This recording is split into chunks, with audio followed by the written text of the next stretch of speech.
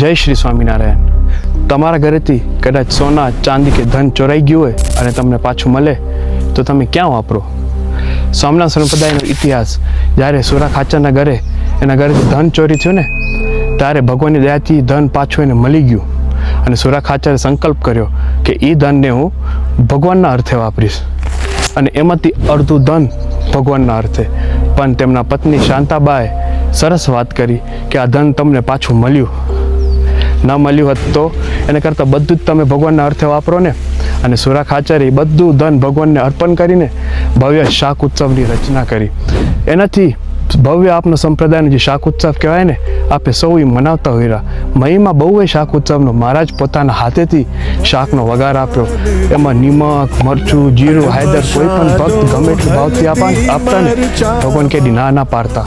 અને જેમ મજા એમ ભગવાન ઠલવતા જ આવતા. પણ શાકનો જે ટેસ્ટ હતો ને બહુ એટલે બહુ અલગ ટેસ્ટ હતો. આપને પણ કદાચ રીંગણાનું શાક નહીં ભાવતું હોય, પણ શાક ઉત્સવના દિવસે જ્યારે આપણે મંદિરમાં એ રીંગણાનું શાક ખાશી ને તો 100% કહેવું કે બધે ભાગી હશે. જય સ્વામી.